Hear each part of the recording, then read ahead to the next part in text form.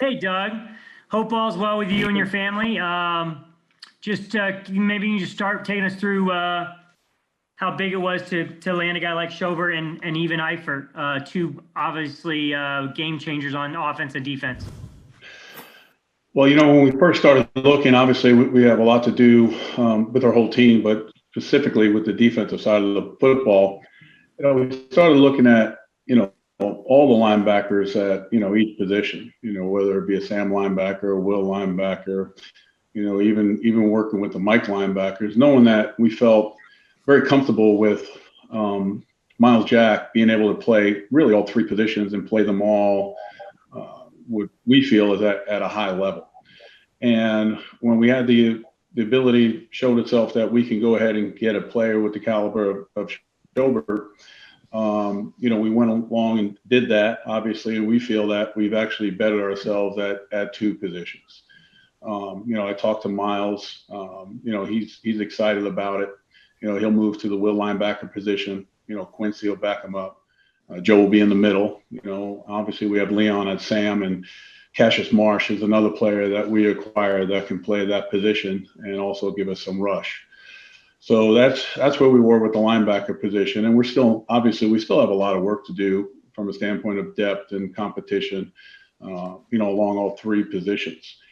With Tyler, I've always liked him. Tyler has been a guy that really, injury-wise, and last season, being able to play a full season, and talking with him, obviously it's the first off season that he's healthy, and what you see in him is someone that is a 3-down tight end who can obviously sustain himself in the run game, that obviously is a vertical threat, is really savvy as far as being able to sit down in zone, being able to make moves, being able to get open. So it's something that we haven't had here for a while. We think that obviously bringing Tyler in is going to help a player like Josh Oliver, who's going to be behind him, see him.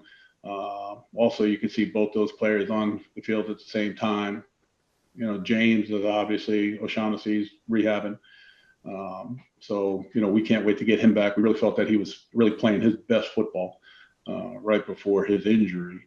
And then, Charles is the tight end that we have. And, we were happy that we were able to get him some work last year. But, again, it's still a position that we're still looking, to upgrade and get ourselves players. Thank you. Oh, thank you, Mark. Appreciate it. We'll go to John Reed now. John, your line will be unmuted now. How you doing, Coach? Hope everything Good, John. With your family. I noticed like this has been an adjustment for everyone, and I was just trying to get from a perspective from you as the coach, like what how has it been for you with this social distancing and your family and you working from home?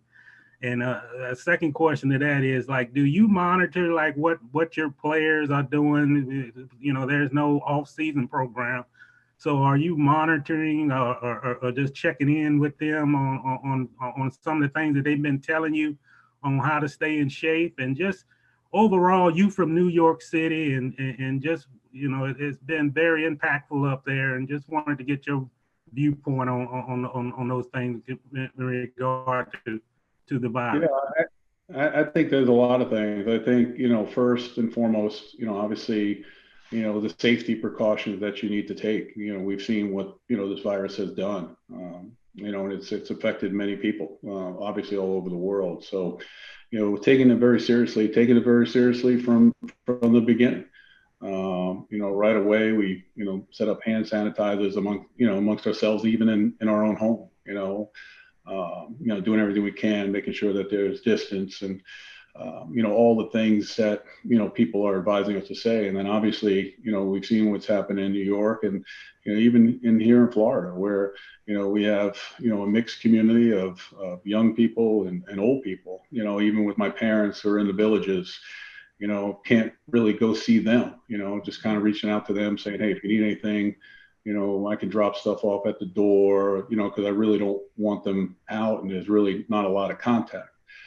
I think with the players, it's very difficult. We're in a dead period. We've gotten a bunch of stuff out more from a standpoint of precautionary making sure you're listening, make sure everyone is on board with how serious this is, and how we got to all pull together and do our part to defeat this virus and stop it from spreading. So we've been doing that. As far as the workouts, we're working through that now with the league, because obviously normally players will have physicals obviously before they start the workouts. We have given them some tips, on what they can do. We have touch base with many players, just though to say, hey, are you doing okay? How do you feel? If you need anything, obviously we have, our staff available. So it's been a trying time. As far as us as coaches, we're trying to stay with the schedule, knowing that, things obviously are not open for us right now. And it's something that's changing, throughout time. But, we're getting everything prepared from a standpoint of our installations. We're getting ready to, tape a lot of meetings and things of that nature, so that, if we are allowed to send things out to the players, they can be able to look at it, at their own pace and work on, their profession in a safe environment. So we're doing that right now. At the present time, obviously, we're still working through free agency, still looking to see if there's anyone else that we feel that can help our football team. There's still players out there, and working on obviously the college draft, which is a big part of what's going on right now. And, it seems like that's a go, from everything that we've heard. So,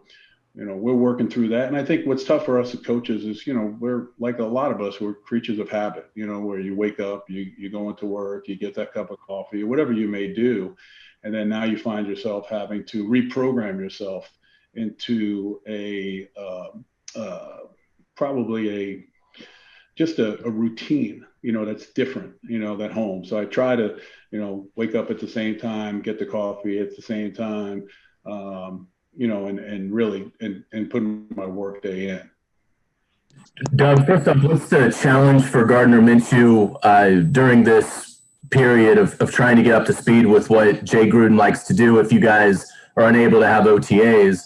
And then just in a second part to that, what do you think is the potential for Gardner Minshew? How great can he be as he enters his second year? Well, I think, obviously we want to see a big jump. I think, right now is the time where I say again, we're still in a dead period until that phase one actually opens up.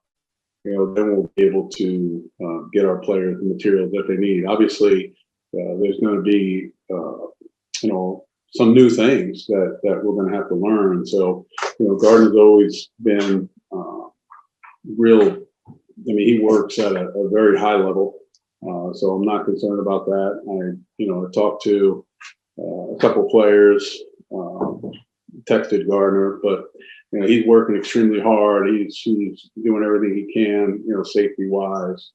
And I think we just got to, get him in here and start practicing at some point, and see, what he can do. And, as far as, with him and Jay and the system and, what he likes, what we got to get him better at. Improve at, and then really work upon the things that he did well, and really fine tune a lot of those things. So we're excited for him. It's a great opportunity. Still, he's not going to change the way he is. He's a hardworking kid who's got, a lot of potential, and we've got to make sure that everyone around him is doing their job and doing it at a high level. All right, thank you, Hayes. We'll jump over to Sam Kavaris.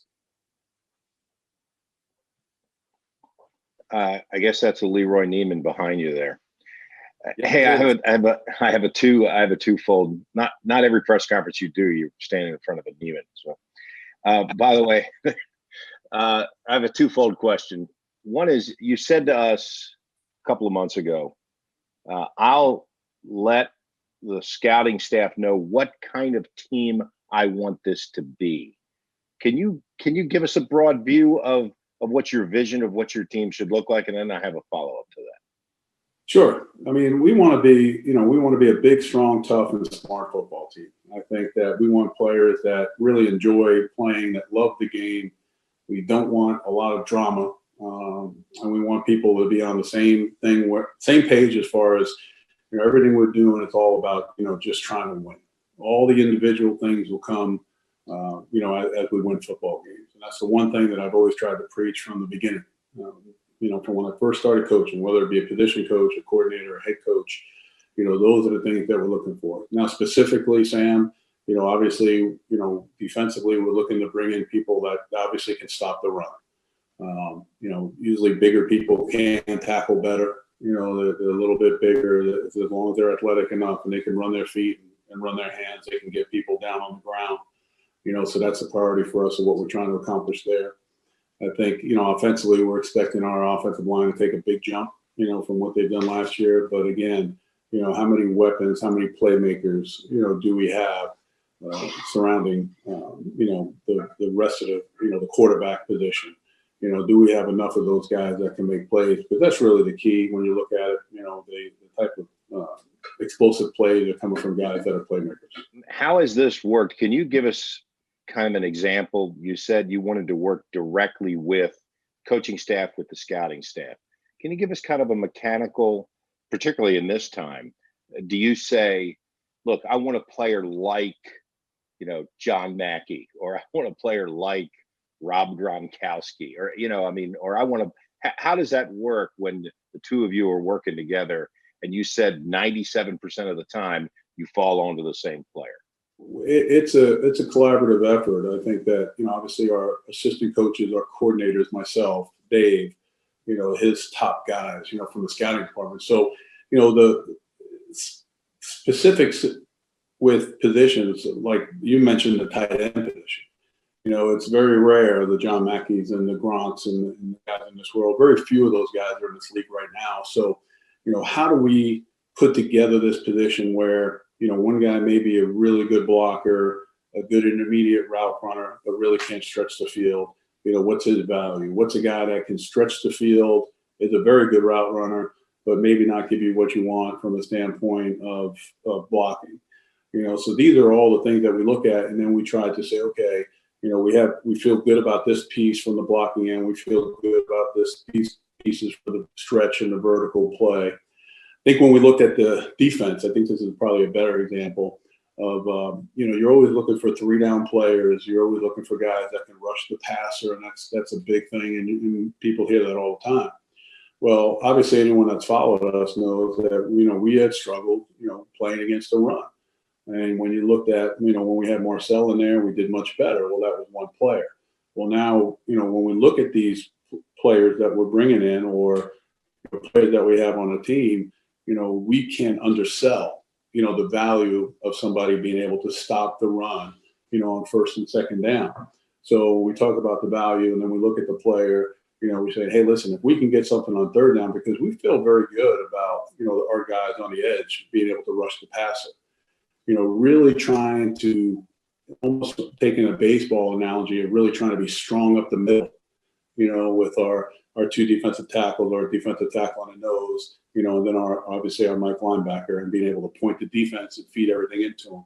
So these are the things, the conversation scheme, how we're going to use them, talking with Jay, talking to Todd Wash, talking about Joe DeCamillis, trying to find, exactly how we're going to use them, exactly how everyone feels about them. Because the one thing that in my background is that if you have a position coach, a coordinator, a head coach, your GM, his top scouts, if they all agree upon this player and feel that they can do something, and they feel that that player, has the ability to play at that level, that's a slam dunk. Then obviously, you're going to pick that player, and now everything has to happen.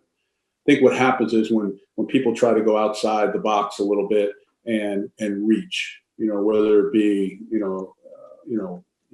where you're taking a lot of risk, you want to make sure that there are some redeeming qualities, that this player possesses. And I think, early in the draft, you're trying to get all those qualities. As the draft moves on, you start to lose some of those, but you want those top, intangibles, whether it be, height, whether it be, speed, things of that nature that you can take as a coach and work. Because, identifying talent is part of the process.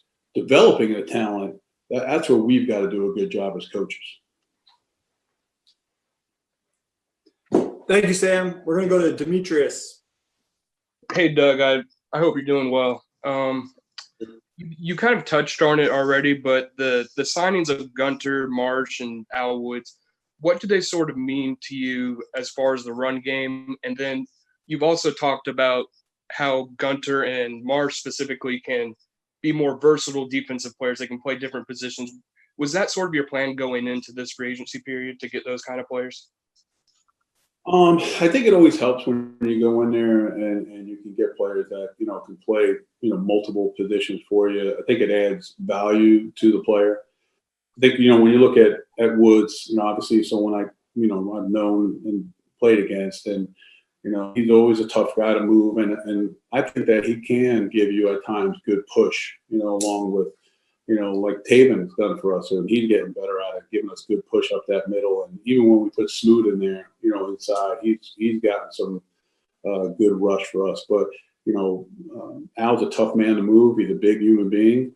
And, we expect him to come in there and really clog it up and play the run well. I think when you look at Gunther, he's someone that, I don't really know a lot about, because they're in the AFC West. And our scouting department did a good job, got it to the coaches. We watched a ton of film, and we were like, listen, there's a lot of good things about this player. Obviously he plays the run well, but he can rush at times. He can, have some versatility, whether it's inside or outside, big end or defensive tackle. So, we felt pretty good about that. I feel like, wow, I'm happy that we were able to find him, and we expect really good things out of him. With Cassius, I think that you see someone, obviously a push for the Sam linebacker position, that he can play up, which he's done obviously throughout his career. And then, we just recently re-signed Lorente McCray, who's helped us with pass rush, but Cassius can help us also. These wave of pass rushers, you want to have a good wave of them, as you go. This way, when the critical moments come, that's the key, to have your best players on the field. So I think, when you're looking at those three players that we brought in, they're solid guys, they're solid football players. They bring some versatility. But the main thing is, like I said before, our priority is making sure we're bringing in people to stop the run. Thank you. Yep. Thank you, Demetrius. We're going to go over to Cole Pepper for 2 questions. All right. Hey, Doug. First, you were talking about having to make adjustments this offseason with the virus and so forth. And in the past, you talked about how right now in the offseason, a team isn't really a team. What can you do if you don't have traditional OTAs to try to move that process along and try to create some of that team feel without having guys on the field together? Yeah, I think that's going to be difficult. I think that's a challenge. I think we're still, working through that part of it. The part that we are working on at the moment is, the lines of communication, meaning that, when April 20th comes, which was going to be our starting date for phase 1, what do we as coaches, what we were going to give the players in that time frame, how we were going to present, what we're installing and what we're doing, hey, listen, let's get those on tape. Let's tape, meetings, put them out there unless the league tells us otherwise, if we can't. And then the players have the opportunity to see that on their own. And I said before about the workouts and everything, that working through some liability issues with, obviously, the players haven't taken a physical yet. So, these are the things that people working through, whether it be this, the PA, the NFL PA, whether it be the management, whether it be, because we're taking all our direction from the league. So, we're sticking by all the rules. We're doing everything we can. And like I told the coaches, hey, this is great for us to get that stuff on tape. It'll be beneficial for us if we acquire a new player down the road, that they can go back and look at this. It's something that, we obviously used to tape our meetings, during the year, especially our installation meetings for that purpose. But right now we're working on that. So this way, April 20th, if someone doesn't tell us anything, all the players that are under contract, we'll shoot them, all the information with meetings. It'll be a team meeting. It'll be exactly how we would do it as if they were here from a meeting standpoint. And we're still working on the other stuff to see what we can and cannot do from liability standpoint of putting putting out workouts. And the second question would be about your quarterbacks. You have two relatively inexperienced quarterbacks in terms of regular season playing time. You miss out on something not having a veteran who's been around, even serving as a backup, serving as another set of eyes in there, and do you feel like you need somebody else in that mix going forward?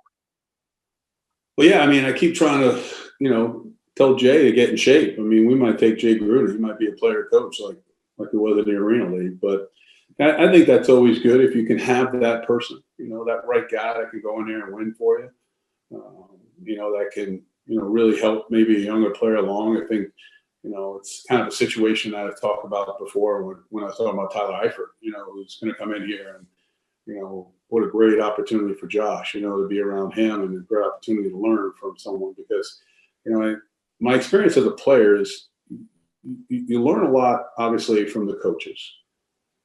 But when I look back at my career and how I coached the position, when I was a position coach, I learned a lot from other guys that I played with, or I've been around in the locker room, really good football players. So, I think, it's a point well taken.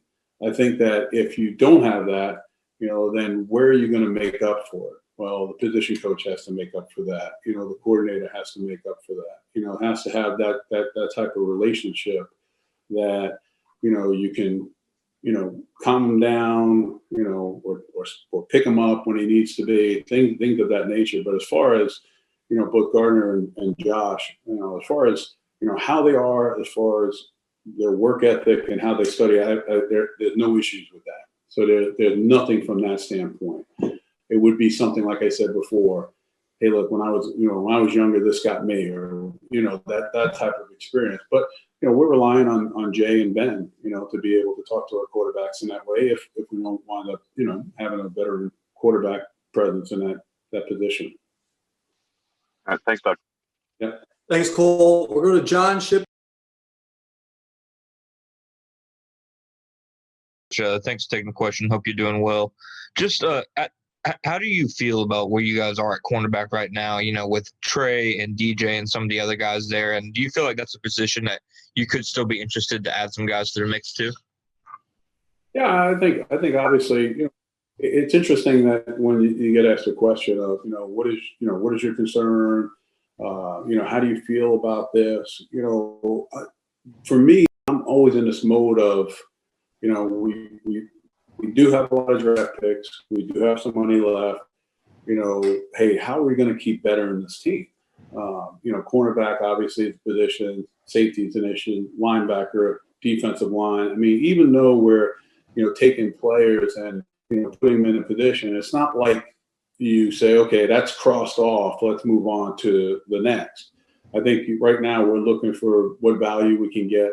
And then obviously with the draft, I mean, it's not everyone knows. I mean, we have a lot of picks. We have, a young football team, which, like anything else, there's a lot of positive to that. A bunch of hungry guys coming in here, a lot of enthusiasm, a lot of guys trying to work. So there's a lot of things to look forward to. But, cornerback depth, yes, obviously, and more probably on the outside. Thanks, Coach. Appreciate it. We'll go over to Brent Martineau. Hey, Coach. Hope the family's doing well and yourself. Draft process here is you guys in the past have gone and visited guys and had them work out. I think Cam Robinson was one of them. How much will you miss that? And how much are these potential FaceTime or Skype videos with draft prospects? Do they even help? Yeah, I think obviously that helps, quite a bit. You get a feel for it, kind of like we're doing now. You can, look at someone or tell them to put a board behind them, or you can work some things with them. I think that helps. I think, it's funny. At the end of the day, I was thinking, in this league, I go before. It's just like myself, creature habit. I want to get in and get that cup of coffee, go behind my desk, turn on my computer, start watching film. Now I'm watching it from home with, the dog will be barking or someone will knock on the door, or the phones will be ringing, So, there's a lot of things you have to do. But it brings me back to a lot of when I was a college coach, we used to do this all the time. We'd watch the film. The only thing we wanted to make sure of was, if a guy said he was 6'5", he wasn't really 5'11". You know what I'm saying? speed was always tough because we couldn't do that. So a lot of things that, when you're a head coach in college, you don't have that ability to go out and work someone out.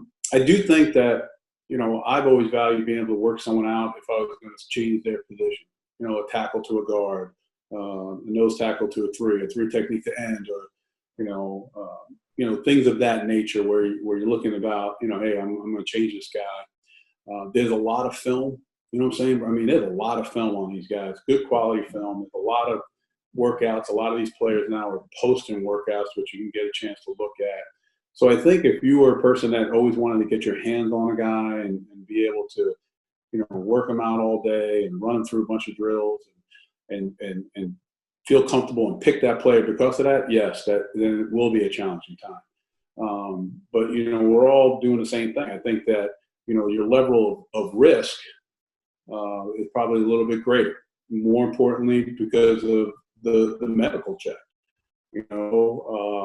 You're relying on those things where players will come in, they have issues, and then they get rechecked and then everything's fine. So I think it's something that the league's been talking about that, hey, we might have to share information, where, normally clubs are doing it on their own. So I think those things are still, a work in progress as far as, what we can do better, for the information pipeline for everyone.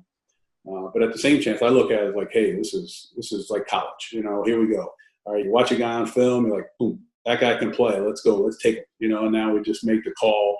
And it's funny, we're actually logging, all of our calls, for our players because I don't think the league wants us to get crazy. And it reminds me a lot of college when we had everyone had a call log. You had to write down the time, write down what time it ended, so our coaches are doing a really good job of that. And I think it's something that, we are going to get quite a bit from. Thanks. Yep. Thanks, Brent. We'll go to Gene Fournette and then Neil O'Brien. Go ahead, Gene. Hey, Doug. I know you're always an eternal optimist about everything with regard to football. Have you allowed yourself during this coronavirus pandemic to even give one thought at all to the possibility of not having football this year? And what, if that were to happen, what would that be like for you? Well, I think we're all going through tough times, Gene. I mean, I think you as well as everyone else knows how big of a baseball fan I am. And it's something that's missing. It's missing in my heart. It's missing my my children not being able to see their grandparents. Or our families not being able to get together. These are really, really challenging times. I look at things from that perspective first, for family and the people, that have caught this, and, you have to isolate and you can't get near them, where normally, when people are sick or people are in pain, you gravitate to those people and you support them and help them, and you're right there by their side. So that to me is difficult. There are things going on, like all of us in our lives, where someone has passed, and I can't be able to travel to pay my respects. It's awful. When I think about, I don't think I go out as long term, to say, hey, listen, is this going to happen or that going to happen? You're right. I mean, I am an optimist. Especially when it comes down to football. The only thing I'm not an optimist about is probably my weight. But I would say for the sport, I haven't thought about it, really, really long term out. I'm just trying to prepare myself, for when, they say, hey, let's go, that we're ready. That's what I have to do, for my part, as a coach. I think the worst thing that could happen is they say, all right, you ready, let's go, and you're not prepared. So I'm really taking it day by day like everyone else, reminding myself how serious this is, what we have going, knowing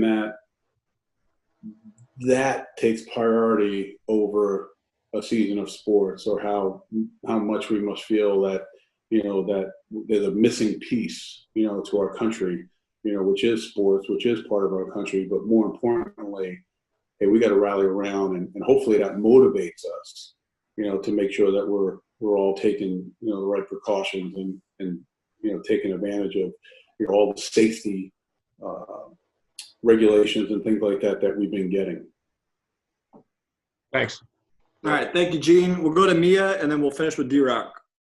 Thanks, Doug. Hope all is well. We're going to start with a football question, and then I have a bonus fun question for you. Sure. So hopefully we can get some positivity going.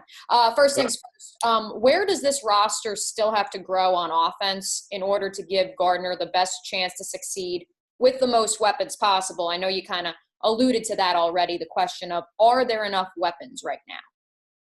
Yeah, I don't, I would say the answer to that is no. I mean, we're always trying to find more, weapons, whether it be on the outside, whether it be in the backfield, whether it be at the tight end position, whether it's someone that's going to push the offensive line. Obviously most of the, obviously all the starters are coming back there, and, our starting running backs coming back. But, where do we plug in, these players that, that can get on the field and make plays? It's not, because really outside of the offensive line and the quarterback, every other player, there's going to be a substitute in there at some time. Whether it be on the outside of receiver, even in the backfield, as much as Leonard, played last year, there were still times where, someone else has to come in the game for him. So, we felt, Tyler Eifert obviously is someone that we're depending upon to do that. Obviously, we feel good about the receivers we have. We can always help ourselves there. Obviously, we feel good about our running backs situation, as far as with Leonard and Rock and, a couple other guys back there that have done a good job. But, at the same point, hey, who's someone that's going to come in that's different, kind of, like we had in the past with a, real speed back that might be able to, run routes to, an outside receiver that maybe a 4-2 guy, or an outside receiver that's 6'4", to all those things. So I think, the one thing about offense is you always want playmakers and you're always greedy. I don't know if you ever, or I've ever heard said, or someone would say, hey, listen, oh my gosh, we have enough. It's one of those things that you never have enough. It's like chocolate chip cookies. There's never enough in the house for me. Well said. Bonus fun question. Who was the real backbone of the 2009 World Series champion New York Yankees, A-Rod or Jeter? Jeter. I didn't even have to. Jeter. Not even close. I thought you were going to say Matsui, so, I didn't know. He was the MVP. People forget that. Yeah, well, I appreciate it. Thanks, Doug. Thank you. Thank you, Mia. And we'll go to D-Rock, the closer. Hey, Doug. D-Rock. Thanks for doing this, Doug. How are you? I'm doing well. Hope you're doing well and your family's safe. They are. You too. Real quick question. You mentioned before not being able to see some of these guys or meet some of these guys in person. Does that make in this whole evaluation draft process going forward the area scouts even more vital for you guys that you've actually seen or guys that have actually seen some of these guys play and met them in person before? I think, I go back to what I said before. A lot of this to me reminds me of college, which, obviously most of my career was in college when I was younger. And then obviously the 4 years as a head coach that, you're able to look at, because I went through the same thing. I'm thinking, okay, what am I getting right now? That I used to get before, and what aren't I getting? And like I said, if I was looking to move a left tackle to right, or a right tackle to left, or a tackle to guard, or a guard to center, or I wanted to work a center out to see if he can play guard, those are things that I really felt strongly about, and I think that's, that I wanted to be out there, doing those things. And the other thing for me, when I used to work people out, was I used to get a sense of, their true strength and leverage, which I think you can see that, on the tape, watching a player. But sometimes you'll see a player that is not really creating as much leverage as possible. And so when you go to work them out, you give them these coaching points and you put them in there, and you can see how quickly you can pick it up and go. So those are the only things that I think, how I feel that I'm missing. In other words, if I want to talk to someone to see what their knowledge is on football or what their inspiration is, I think the way we're doing this is adequate. It's fine. Then obviously with the medical checks, that's something that, we've got to continue to keep working through. So, as long as everyone has the same, rules, which everyone's doing, then you're going to go about it. What I think is you'll see, probably a little bit less risk, when it comes down to, hey, can this guy move here? Can this guy move there? Or, maybe from an injury standpoint, a lot of stuff you want to try to make sure that you get all of that stuff, that information, and solidify it. So then you can make a proper evaluation and really slot the player for where he should be. Go ahead, D-Rock. I know you follow up. Yeah, just a quick follow-up. I know that you're not handling the Unique Ngakoue situation. That's Dave and all that stuff. But is it hard for you to plan going forward when you don't know if you're going to have a guy of that caliber on the field for you? I think, Mike, the first thing for me is, having been a player, when you're a coach, obviously you're dealing with the players the whole time. And, Yannick's been great. I mean, and everything that he's done everything that I've asked him to do as a head coach, and everything that, Todd Wash has asked him to do as a defensive lineman. And, when the business starts getting involved, it's tough because, as a coach, you always want your players to be happy, and you want the best for your players.